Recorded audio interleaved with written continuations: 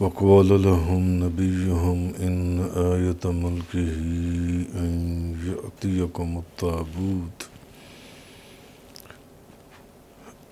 يأتيكم التابوت فيه سكينة من ربكم وبقية مما ترك آل موسى وآل هارون تحمله الملائكة إن في ذلك لآية لكم إن كنتم مؤمنين وقال لهم نبيهم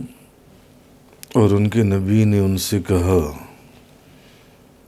ان آیت ملکہ ان یأتیکم التابوت فیہ سکینہ کہ بے شک اس بادشاہ کی سلطنت کی علامت یہ ہے ان یأتیکم التابوت فیہ سکینہ کہ تمہارے پاس ایک تابوت آئے گا فیہ سکینہ جس میں تمہارے رب کی طرف سے سکینہ سکون والی چیزیں ہوں گی من ربکم وبقیۃ مما ترک آل موسیٰ و آل ہارون تحملہ الملائکہ اور آل موسیٰ اور آل ہارون کی چھوڑی ہوئی باقی ماندہ کچھ چیزیں تحملہ الملائکہ اس کو فرشتے اٹھا کے لائیں گے اس کو فرشتے اٹھائے ہوں گے ان فی ذلک لآیۃ لکم ان کنتم مومنین اگر تم مومن ہو تو بے شک اس میں تمہارے لیے ضرور ایک عظیم نشانی ہے پچھلی آیات کے اندر اس تابوت کا ذکر شروع ہوا تھا جو بنی اسرائیل کے اندر ایک نبی سے دوسرے نبی کی طرف منتقل ہوتا چلا آیا اور طالوت کا ذکر ہوا تھا جب انہوں نے کہا کہ ہمارے اوپر کوئی بادشاہ مقرر کر دیا جائے جس کی زیر سرپرستی یا زیر نگرانی ہم دشمنوں سے جنگ کریں اور ہمیشہ کی طرح انہوں نے پھر گستاخی اور بے ادبی کا دامن تھاما کہ جب ان کے پر بادشاہ مقرر کر دیا اللہ تعالیٰ نے تو اب یہود پھر بے ادبی اور گستاخی کی طرف آ گئے اور یہ دیکھنے لگے کہ یہ مالدار ہے یا نہیں ہے یہ اچھے خاندان سے ہے یا نہیں ہے یا بڑے خاندان سے ہے یا نہیں ہے ہم اس سے بڑے خاندان سے ہیں یہ ہمارے اوپر کیسے بادشاہ مسلط کیا جا سکتا تو ہم پچھلی آیات میں یہ ہم نے پڑھا تھا پچھلی 2 آیات میں تو اب اسی صندوق کا وہ جو تابوت تھا اس کا آگے اللہ تبارک و تعالیٰ ارشاد فرما رہے وَقَالَ لَهُمْ نَبِيُّهُمْ اور ان کے نبی نے ان سے کہا ان آیت ملکہ ان یأتیکم التابوت بے شک اس بادشاہ کی علامت اور نشانی یہ ہے کہ تمہارے پاس ایک تابوت آئے گا فیہ سکینۃ من ربکم وبقیۃ مما ترک آل موسیٰ وآل ہارون کہ تمہارے رب کی طرف سے اس میں سکینہ سکون والی چیزیں ہوں گی اور آل موسیٰ اور آل ہارون ان کی چھوڑی ہوئی چیزیں ہوں گی تحملہ الملائکہ فرشتے اس کو نشانی اس کی یہ ہوگی کہ فرشتے اس کو اٹھا کے لائیں گے اس تابوت کو جو اس کی بھی کچھ تفصیل ہم پیچھے پڑھائے تھے ان فی ذالک لآیۃ لکم ان کنتم مومنین تو اگر تم مومن ہو تو بے شک اس میں ضرور تمہارے لیے ایک عظیم نشانی ہے جن سی ہے اچھا اب سکینہ کیا چیز ہے کہ اس میں سکینہ ہوگا تو امام ابن جریر اپنی سند کے ساتھ بیان کرتی ہیں حضرت علی کرم اللہ تعالی وجہ الکریم سے کہ سکینہ جو ہے یہ انسان کے چہرے کی طرح ایک چہرہ ہے، یہ جو سکینہ ہے ایک انسان کے چہرے کی طرح کا ایک چہرہ ہے، یا پھر یہ ایک زناٹے دار ہوا ہے، یہ ایک ہوا ہے جس کا ذکر کیا گیا ہے اس صندوق کے اندر۔ اور حضرت ابن عباس رضی اللہ تعالی عنہما آپ فرماتے ہیں کہ سکینہ جو ہے یہ سونے کا بنا ہوا ایک جنت کا تشت ہے، جنت کا، جس کے اندر انبیاء علیہم السلام کے جو قلوب ہیں ان کو غسل دیا جاتا رہا ہے۔ یہ جنت کا ایک تشت ہے، یہ جو سکینہ اللہ پاک نے فرمایا قرآن کریم کے اندر، یہ جنت کا ایک تشت ہے جس میں نبیوں کے قلوب کو غسل دیا جاتا رہا ہے۔ اور امام ابن جریر فرماتے ہیں کہ حضرت علی سے کہ یہ ایک انسان کی صورت ہے، ایک شکل ہے، یا پھر یہ ایک ہوا ہے جی۔ اور ایک قول یہ بھی ہے کہ سکینہ وہ معروف ایسی علامتیں یا ایسی چیزیں ہیں جن چیزوں سے دلوں کو سکون ملتا ہے، جن چیزوں سے دلوں کو سکون حاصل ہوتا ہے۔ تو امام مسلم روایت کرتی ہیں کہ حضرت برا رضی اللہ تعالیٰ عنہ بیان کرتی ہیں ایک شخص سورہ کہف پڑھ رہا تھا اور اس کا گھوڑا جو ہے وہ لمبی رسیوں سے بندھا ہوا تھا، تو اس شخص کو سورہ کہف پڑھتے ہوئے ایک بادل نے آ کر گھیر لیا، اس بادل نے اس شخص کو اپنے اندر ڈھانپ لیا، اس بادل نے وہ جو نوری ایک نورانی حالہ تھا اس نے اس کو اپنے اندر بند کر لیا، اور وہ بادل اس شخص کی وہ جو سورۃ الکہف پڑھ رہا تھا اس کے چکر لگاتا ہوا اس کے قریب ہوتا چلا جا رہا تھا، قریب ہوتا چلا جا رہا تھا، اور اس کا گھوڑا پاس ہی رسیوں کے ساتھ بندھا ہوا تھا، اور اس کا گھوڑا جو ہے اس کو دیکھ کر کچھ وحشی ہو رہا تھا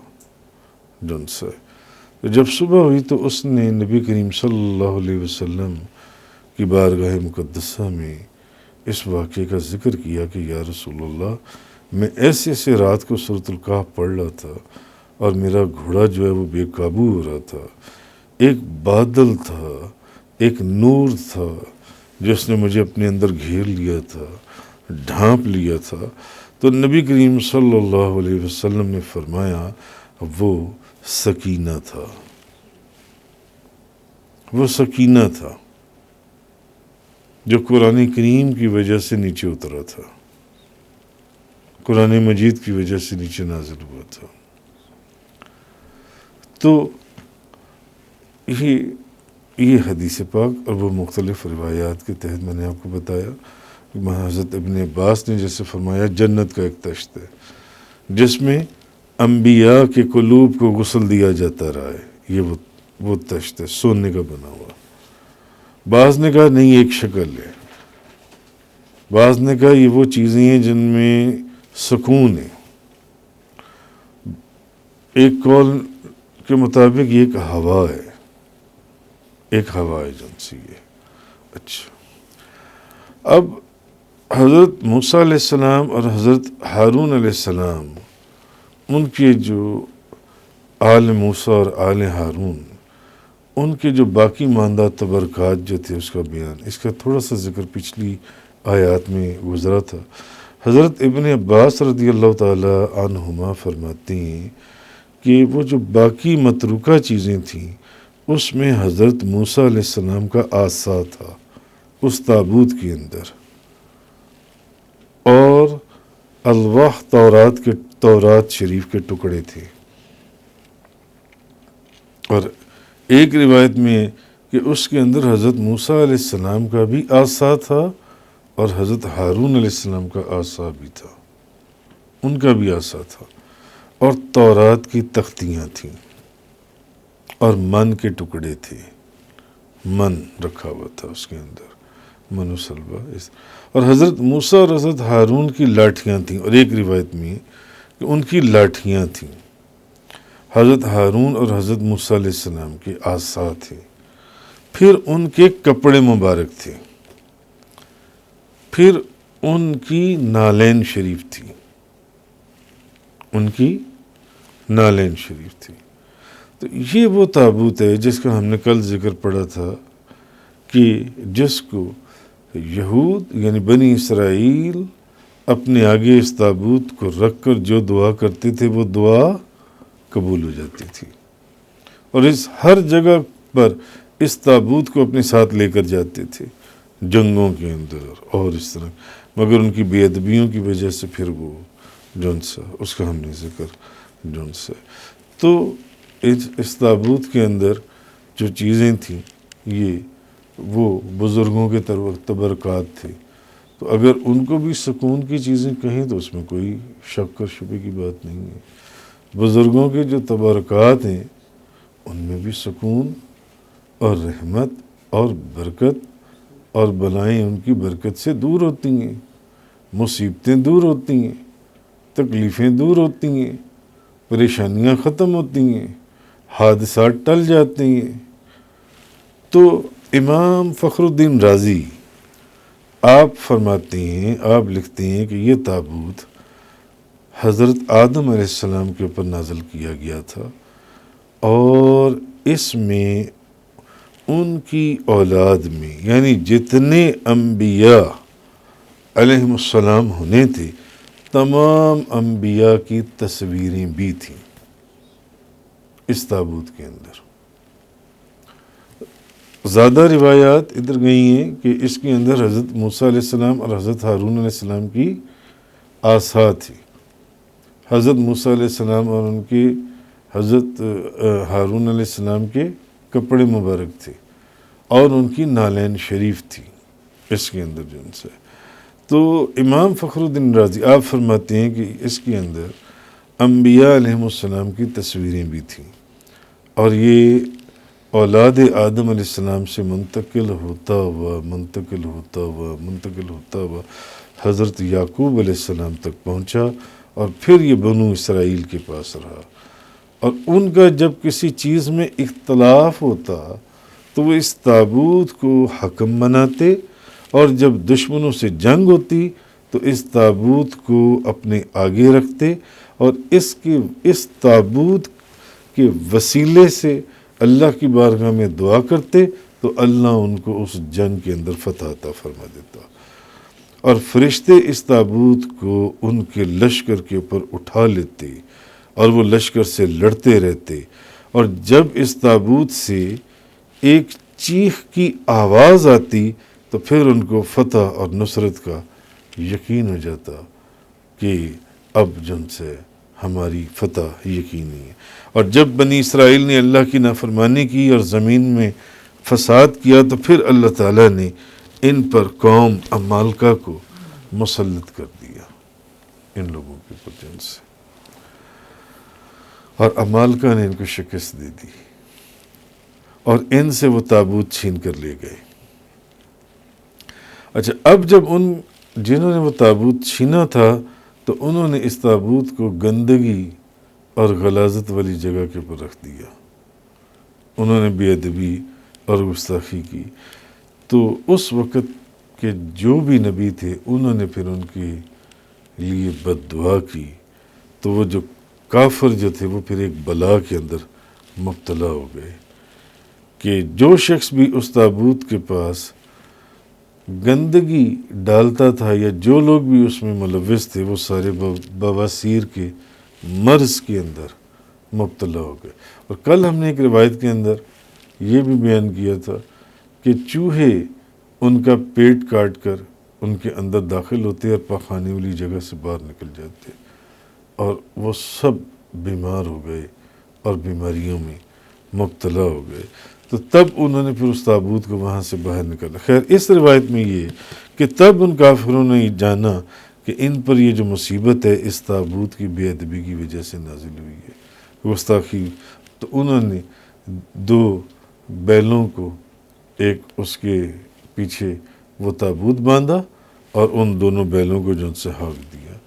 تو وہ دونوں بیل جو ان سے چلتے رہے. اللہ نے 4 فرشتے ان 2 بیلوں کے ساتھ محافظ کر دیے، اور وہ جو فرشتے تھے اس تابوت کو طالوت کے پاس لے کر آئے. تب بنی اسرائیل کو طالوت کی بادشاہت کا یقین ہوا،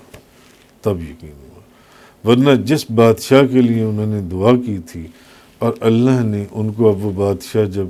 بتا دیا کہ یہ بادشاہ ہے، تو اب وہ اسی کی بے ادبی اور گستاخی کے اوپر اتر آئے کہ نہیں یہ تو مالدار نہیں ہے، اس سے تو زیادہ ہم مالدار ہیں.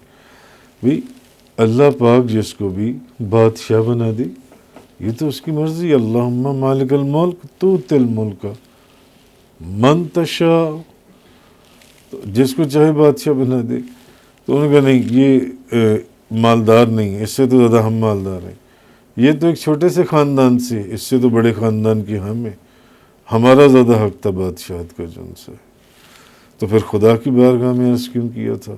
اب جب اس نے بادشاہ مقرر کر دیا تو اب بے ادبی اور گستاخی کی طرف پھر واپس لوٹتے ہو جن سے. تو قرآن مجید کی اس آیہ مبارکہ اور امام فخر الدین رازی کی یہ جو تفسیر میں نے آپ کے سامنے بیان کی ہے، اس سے یہ واضح ہوتا ہے کہ انبیاء علیہم السلام کی استعمال کی ہوئی چیزوں میں اللہ تعالیٰ نے کس قدر برکت رکھی ہوئی ہے. وہ چیزیں جو اللہ کے بندے استعمال کرتے ہیں ان چیزوں میں بھی اگر ان چیزوں کے اندر اللہ نے اتنی برکت رکھی ہے تو ان اللہ کے بندوں کے وجود میں کتنی برکت ہوگی. وہ تو ان چیزوں کو صرف استعمال کرتے ہیں، وہ عصا استعمال کرتے ہیں، کپڑوں کو استعمال کرتے ہیں، نالین شریف کو استعمال کرتے ہیں، آبایا یا اچکن کو استعمال کرتے ہیں کہ آبایا پہنتے ہیں. بس وہ آبایا ان کے ساتھ لگا نہیں تو اس میں برکت آئی نہیں. وہ کپڑے ان کے جسم اقدس کے ساتھ مس ہوئے نہیں اور ان کپڑوں کے اندر اللہ نے ایک روحانی قوت اور برکت پیدا کی نہیں. تو جو چیزیں نالین شریف اور یہ روایات کے اندر ہے اور قرآن کی تفسیر ہے کہ اس تابوت کے اندر جوتیاں تھیں، نالین مبارک انبیاء علیہ السلام کی، اور اس کو جب وہ آگے رکھ کر دعا کرتے تھے تو ان کی دعا قبول ہوتی تھی جن سی. تو ان تبرکات عصا کپڑے نالین کے وسیلے سے بنی اسرائیل نے فتح اور نصرت کی دعائیں کیں اور وہ فتح یاب ہوئے. اور قوم عمالقہ جو ہے وہ انہی تبرکات کی بے حرمتی کی وجہ سے سخت مہلک بیماریوں کے اندر مبتلا کر دی گئی. جنہوں نے ان تبرکات کا احترام کیا ان کے لیے برکت کے لیے دروازے کھول دیے گئے اور عزت کے دروازے کھول دیے گئے. جنہوں نے ان بزرگوں کے تبرکات کا احترام نہیں کیا ان کے لیے ذلت کے دروازے کھول دیے گئے اور دوسرے بیماریوں کے دروازے کھول دیے گئے. اور اس چیز کی بھی آپ یہ دیکھیں کہ شہادت ہمیں قرآن کریم سے ملتی ہے. حضرت یوسف علیہ السلام کی قمیض جو ہے حضرت یعقوب علیہ السلام کی آنکھوں پر رکھی گئی تو ان کی بینائی واپس آ گئی، ان کی آنکھیں روشن ہو گئیں. اذهبوا بقمیصی ھذا فألقوه علی وجہ ابی یعقوب، میری یہ قمیض لے جاؤ اور اسے میرے باپ کے چہرے پر ڈال دو، ان کی آنکھیں روشن ہو جائیں گی. جب یہ قمیض ان کی آنکھوں کے اوپر ڈل جائے گی تو میرے والد کی آنکھیں روشن ہو جائیں گی.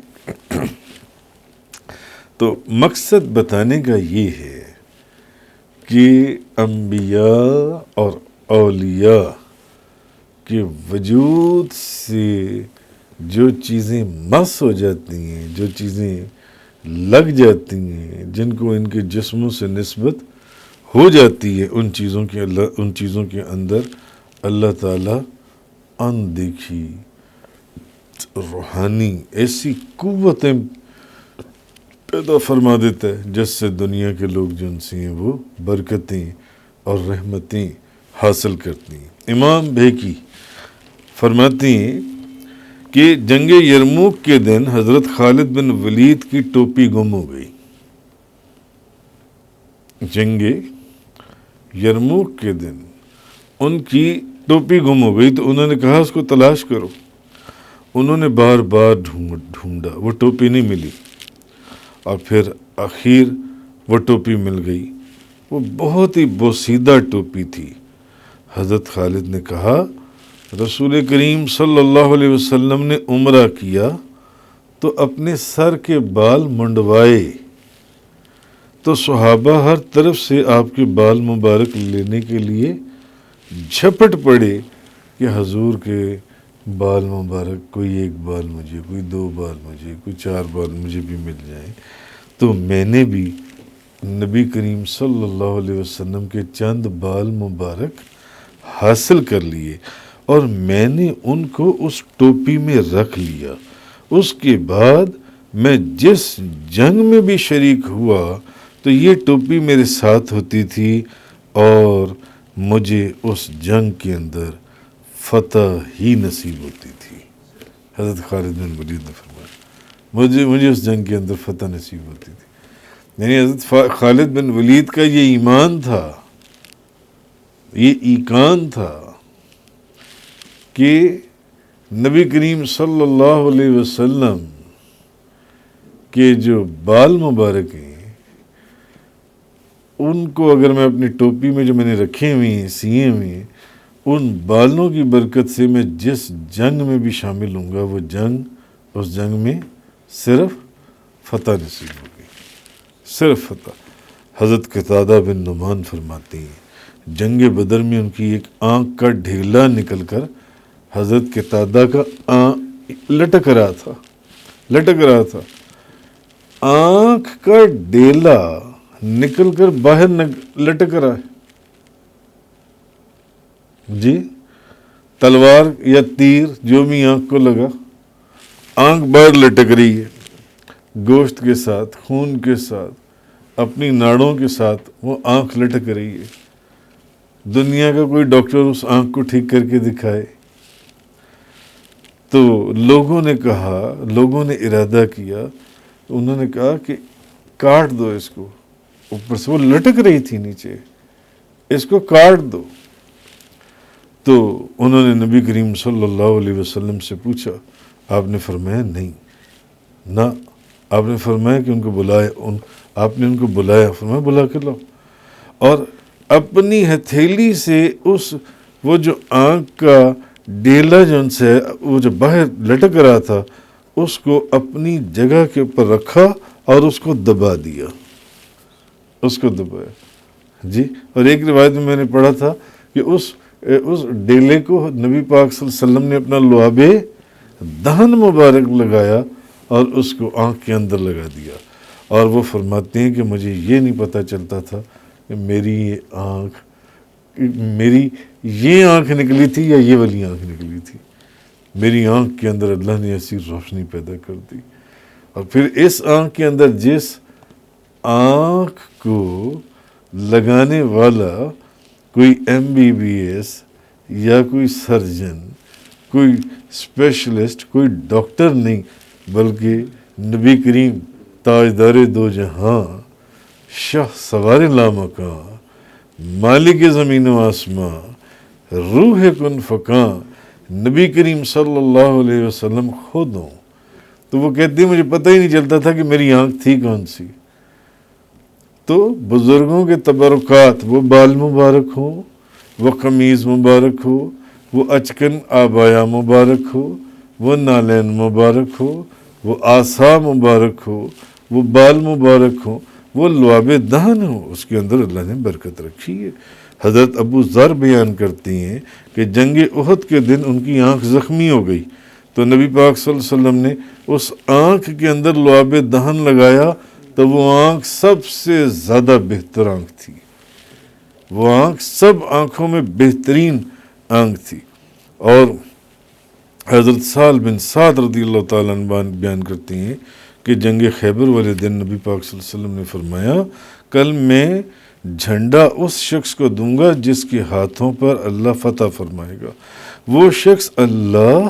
اور اس کے رسول سے محبت کرتا ہے، اور اللہ اور اس کا رسول اس شخص سے محبت کرتا ہے۔ اور اس رات صحابہ کرام غور کرتے رہے کہ کل آپ یہ جھنڈا کس کو دیتی ہیں، وہ کون شخص ہے جو اللہ اور اس کے رسول اور اللہ اور اس کا رسول اس سے بھی محبت کرتا۔ صبح کو صحابہ آپ کے پاس گئے اور ہر ایک کو یہ امید تھی، ہر ایک کو یہ امید تھی، کیونکہ محبت تو حضور سبھی سے ایسی کرتے تھے کہ ہر کوئی یہ سمجھتا تھا کہ شاید مجھے سے سب سے زیادہ محبت، تو امید تھی کہ آپ یہ جھنڈا اس کو عطا فرمائیں گے۔ تو حضور نے فرمایا علی بن ابی طالب کہاں ہیں؟ صحابہ نے کہا یا رسول اللہ ان کی تو آنکھیں دکھ رہی ہیں۔ آپ نے فرمایا بلاؤ۔ جب ان کو بلایا گیا تو نبی پاک صلی اللہ علیہ وسلم نے ان کی دونوں آنکھوں کے اندر اپنا لعاب دہن ڈالا تو ان کی آنکھیں اسی طرح ٹھیک ہو گئیں، گویا کہ کبھی ان میں درد ہی نہیں تھا۔ آج بھی آپ دیکھ لیجئے کہ چاروں سلسلوں میں قادریہ، نقشبندیہ، سہروردیہ، چشتیہ کہ جو بزرگان اعظام ہیں، یا اس میں جو بڑے بڑے بزرگ گزرے، اولیاء کرام کتابوں کے اندر آپ دیکھ لیجئے کہ آج بھی وہ لعاب دہن سے دم کرتے ہیں، وہ تھوک سے دم کرتے ہیں۔ آج بھی میرے والد صاحب کی آنکھیں خراب ہو گئیں، اور اس وقت مجھے معلوم ہے لاہور کے 3 چوٹی کے جو ڈاکٹرز تھے، چوٹی کے 3، ایک ایشیا کا سب سے بڑا ڈاکٹر تھا، 2 پاکستان کے چوٹی کے ڈاکٹرز تھے، تینوں نے کہا کہ ان کی آنکھیں واپس نہیں آ سکتی، یہ کوئی بیماری ایسی تھی یہ ختم واپس ہو گئی۔ تو مجھے اچھی طرح یاد ہے بابا جی صاحب رحمۃ اللہ علیہ، عالم یلمئی فاضل رضئی عاشق غوث الورا فنا فی المصطفیٰ، حضرت علامہ مولانا حاجی محمد یوسف علی نگینہ رحمۃ اللہ علیہ، آپ تشریف لائے ہوئے تھے۔ تو میں نے ان سے عرض کیا، بلکہ میرے ایک پیر بھائی ہیں، انہوں نے ان سے عرض کیا کہ ان کے والد صاحب کی آنکھیں جو ان سی ہیں، تو انہوں نے میرے والد صاحب کی انہی دونوں آنکھوں کے اندر لعاب دہن سے تھوک کے ساتھ دم کیا۔ وہی دونوں آنکھیں تھیں جن ڈاکٹرز نے کہا تھا کہ کوئی علاج ان آنکھوں کا موجود ہی نہیں ہے پوری دنیا میں، آپ کسی دوسرے ملک میں بھی لے جائیں تو یہ آنکھیں ٹھیک نہیں ہو سکتی۔ وہی دونوں آنکھیں تھیں جن کو خدا نے ایسا ٹھیک کیا کہ جب بعد میں ان میں سے ایک ڈاکٹر کے پاس ان کو دوبارہ لے کر گیا تو اس نے کہا کہ اس نے یہ الفاظ کہے تھے، مجھے اچھی طرح یاد ہے، اس نے کہا یا تو یہ وہ آنکھیں نہیں ہیں جو ہم نے دیکھی تھیں، تو یا وہ رپورٹیں نہیں ہیں جن رپورٹوں کو ہم نے دیکھا تھا، دونوں میں سے ایک چیز وہ نہیں ہے جو ان سی ہے۔ تو اللہ نے یہ برکت رکھی ہے۔ حضور کے ایک صحابی تھے جن کا پاؤں ایک زہریلے سانپ کے انڈوں کے اوپر آ گیا اور ان کی آنکھیں سفید ہو گئیں، نظر آنا بند ہو گیا، اور جب وہ صحابی اپنے والد کو وہاں لے کر گئے نبی پاک صلی اللہ علیہ وسلم کی بارگاہ میں، یا رسول اللہ میرے والد صاحب کی آنکھیں جو سی ہیں، تو حضور نے اپنے لعاب دہن تھوک مبارک لعاب دہن ان کی آنکھوں میں ڈالا، تو وہ فرماتے ہیں کہ ایسی آنکھیں ہو گئیں کہ وہ سوئی کے اندر دھاگا خود ڈالتے تھے 100 سال کی عمر میں، 80-90 سال کی عمر میں جو سی ہیں۔ اسی طرح بے شمار جنگ خیبر والے دن ایک حضور کے صحابی تھے جن کی پنڈلی ٹوٹ گئی، تو نبی کریم صلی اللہ علیہ وسلم نے صرف اس کو لعاب دہن لگایا اور وہ پنڈلی اپنی جگہ پر جوڑ دی۔ یہ اس لعاب دہن کی برکت ہے، یعنی یہ وہ تبرکات ہیں جن تبرکات کو اللہ کے بندوں سے نسبت ہو جاتی ہے۔ جنگ خندق والے دن ایک حضور کے صحابی تھے حضرت علی بن الحکم، ان کی پنڈلی ٹوٹ گئی تو آپ نے ان کی بھی پنڈلی کو لعاب دہن لگایا، ان کی پنڈلی آپس میں جڑ گئی جون سی ہے۔ جنگ بدر والے دن ایک صحابی تھے جن کا ابو جہل نے ہاتھ کاٹ دیا تو نبی کریم صلی اللہ علیہ وسلم نے ان کے ہاتھ مبارک کو صرف لعاب دہن لگایا اور اپنی جگہ پر جوڑ دیا، اور وہ ہاتھ اپنی جگہ پر جڑ گیا۔ اسی طرح جنگ بدر والے دن ایک اور حضور کے صحابی تھے، ان کا کاندھا کاٹ دیا گیا اور وہ کاندھا نیچے زمین پر لٹک رہا ہے، اور نبی کریم صلی اللہ علیہ وسلم نے اس کو صرف لعاب دہن لگایا اور اس کو اپنی جگہ پر جوڑ دیا۔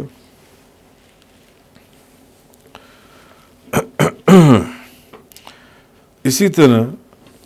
ایک عورت اپنے بچے کو لے کر نبی کریم صلی اللہ علیہ وسلم کی بارگاہ میں آئی کہ وہ بچہ کسی بیماری کی وجہ سے بول نہیں سکتا تھا۔ آپ صلی اللہ علیہ وسلم نے پانی منگوایا، کلی کی، ہاتھ دھوئے، اور پھر وہ جو پانی تھا اس بچے کو پلایا، وہ بچہ ٹھیک ہو گیا اور باتیں کرنے لگا۔ جی اسی طرح ایک حدیث میں آتا ہے کہ آپ کے سامنے کھانا رکھا ہوا تھا اور آپ وہ کھانا کھا رہے تھے، ایک لڑکی تھی بڑی بے حیا قسم کی، اور وہ کہنے لگی کہ وہ آ گئی، تو وہ مشہور تھی کہ یہ لڑکی بڑی بے حیا قسم کی ہے۔ اس نے کہا مجھے نوالا چاہیے، ایک نوالا مجھے بھی دے دیجیے، مگر مجھے نوالا وہ چاہیے جو آپ کے منہ کے اندر ہے۔ وہ لڑکی جن سی ہے، آپ نے وہ نوالا اس کو اپنے منہ سے نوالا نکال کر دے دیا، کیونکہ جس چیز کا بھی نبی پاک صلی اللہ علیہ وسلم کی بارگاہ میں سوال کیا جاتا تھا، حضور انکار نہیں فرماتے تھے، حضور حتی الوسع اس سوال کو پورا فرما دیتے تھے۔ تو جب وہ نوالا اس کے پیٹ میں پہنچا، اب وہی لڑکی تھی جس کے لوگ گواہی دیتے تھے کہ اس سے زیادہ حیا والی لڑکی پورے مدینہ منورہ میں اور کوئی نہیں ہے، اور پہلے وہی لڑکی تھی جس کے متعلق مشہور تھا کہ اس سے زیادہ بے حیا لڑکی کوئی نہیں ہے۔ مقصد اس طرح کے بے شمار واقعات کتابوں کے اندر اور آپ کو ملیں گے، تو کہ جن چیزوں کو انبیاء اور اولیاء کے، حضور غوث اعظم سیلاب آیا تو لوگ حضور پیران پیر شیخ عبد القادر جیلانی رضی اللہ تعالیٰ عنہ کی بارگاہ میں حاضر ہو گئے کہ بغداد ڈوب جائے گا، سیلاب آ گیا اور پانی بہت اوپر تک آ گیا اور فلاں جگہ تک آ گیا، سیلاب پہنچ گیا۔ آپ تشریف لے کر گئے اور آپ نے اپنا جس جگہ تک پانی پہنچا تھا، آپ نے اس جگہ پر اپنا آسا زمین میں گاڑ دیا، فرمایا اس سے آگے پانی نہیں آئے گا، اور اس سے آگے پانی نہیں آیا۔ تو وہ چیزیں جن چیزوں کو بزرگوں کے وجود سے، بزرگوں کے جسم اقدس سے، حضور کی ایک صحابیہ تھی، ان کے پاس حضور کا آبایا مبارک تھا، اور جب بھی مدینہ منورہ میں کوئی بیمار ہوتا وہ اس آبائے کو پانی کے اندر ڈالتی ہیں، اس کا ایک کونا، اور اس کو ایک پیالے میں نچوڑ کر اس کو دے دیتی ہیں، جاؤ جا کر بیمار کو پلاؤ۔ اس کو پلاتے تو وہ بیمار ٹھیک ہو جاتا، تو اللہ تبارک و تعالیٰ نے فرمایا وَقَالَ لَهُمْ نَبِيُّهُمْ إِنَّ آیَةَ مُلْكِهِ أَن يَأْتِيَكُمُ التَّابُوتُ، اور ان کے نبی نے ان سے کہا بے شک اس بادشاہ کی سلطنت کی علامت یہ ہے کہ تمہارے پاس ایک تابوت آئے گا، فیہ سکینہ، اس میں سکون آور چیز ہے، من ربکم، تمہارے رب کی طرف سے، وبقیۃ مما ترک آل موسیٰ وآل ہارون، آل موسیٰ اور آل ہارون کی جو چھوڑی ہوئی باقی ماندہ کچھ چیزیں ہیں، تحملہ الملائکہ، اس کو فرشتے اٹھائے ہوئے ہوں گے. ان فی ذالک لآیۃ لکم ان کنتم مومنین. تو اگر تم مومن ہو تو بے شک اس میں ضرور تمہارے لیے ایک عظیم نشانی ہے. تفسیر قرآن کا یہ لیکچر انگلش میں سننے کے لیے براہ کرم ڈسکرپشن میں موجود لنک پر کلک کریں.